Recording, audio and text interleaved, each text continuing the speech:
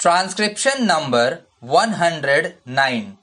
There are many important records that are left in the hands of various organizations of the country, such as the municipalities, the corporations, the different commercial organizations of the country, the chambers of commerce, etc.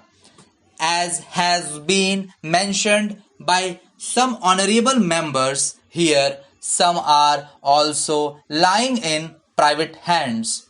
The Government of India cannot be held responsible for the management and preservation of these records until Parliament passes the necessary legislation declaring these records as records of national importance.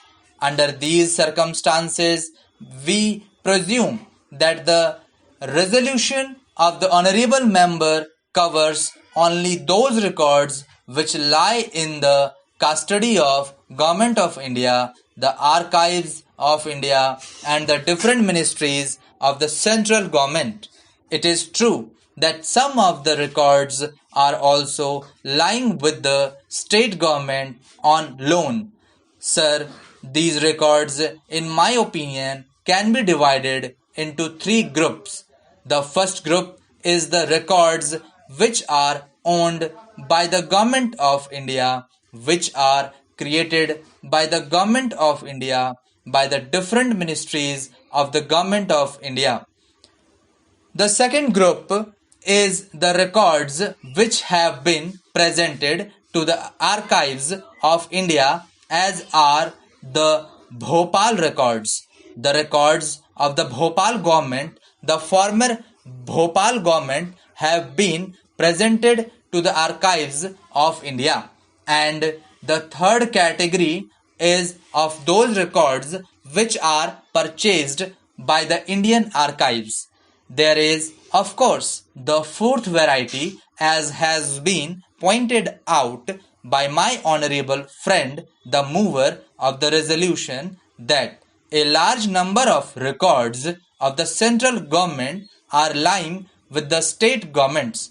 These records have been given on loan to the state governments because they are connected with the administration of those states. They are necessary for carrying out the day-to-day administration of those states.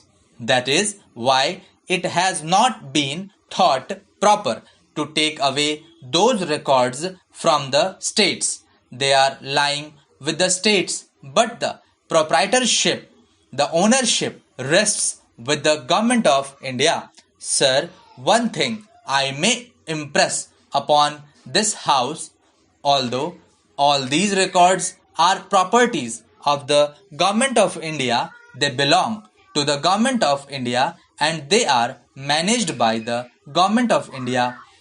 Although legally speaking, they are managed by the Government of India by executive action. Factually speaking, they are not so.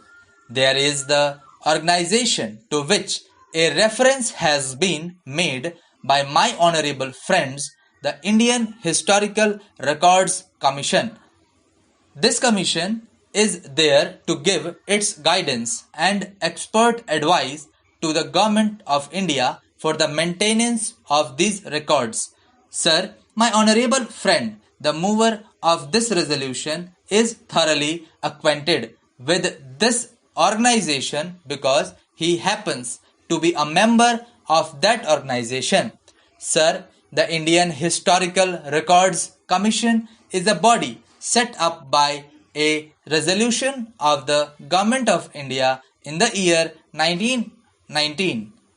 The functions and authority of the commission have been made clear in the resolution itself. This Indian Historical Records Commission, which supervises and guides the activities of the archives of India and the management of Indian government records, is a consultative and advisory body, but the vast majority of members of this body are drawn from sources other than the Government of India. The present constitution of the Indian Historical Records Commission is the Minister of Education, the Secretary of the Education Ministry, the Director of Archives, and 5 members nominated by the Government of India. In addition to that, there are 25 representatives of the 25 state governments of this country. There are 27 representatives of the 27 universities of India. There are 12 representatives of the 12 top ranking research institutions of this country. Actually, government servants, if we can call them, are only 3: the Minister of Education, the Secretary of the Education Ministry, and the Director of Archives. 5 members are nominated by government.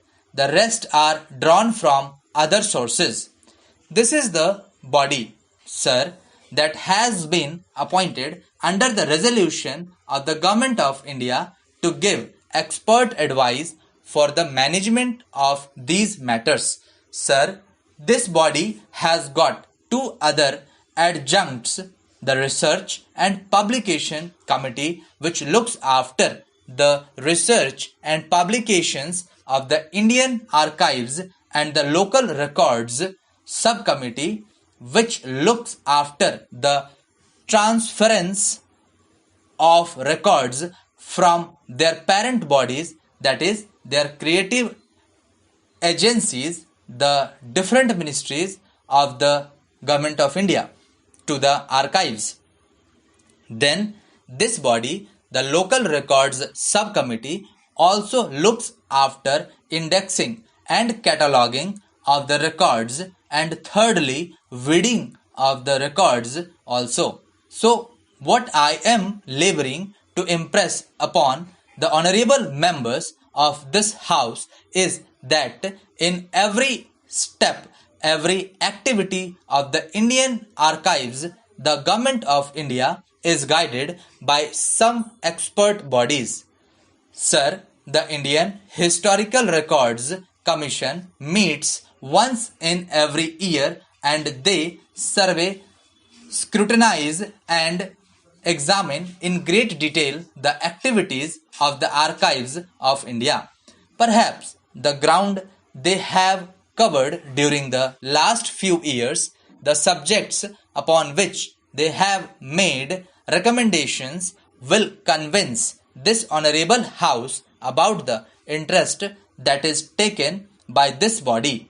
Sir, the Indian Historical Records Commission have advised the Government of India during the last few years about matters relating to the Regional Survey Committee, establishment of record offices in India, classification of historical documents, and inspection of records, preservation of archives.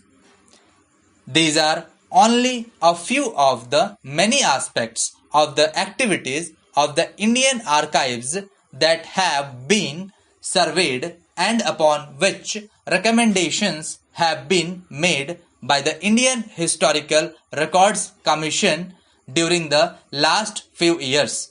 Sir, I do not want to say that all the recommendations that have been made by the Indian Historical Records Commission have been implemented by the Government of India, but what I do say, sir, is that barring a few which could not be implemented either on financial grounds or for other reasons. Thank you.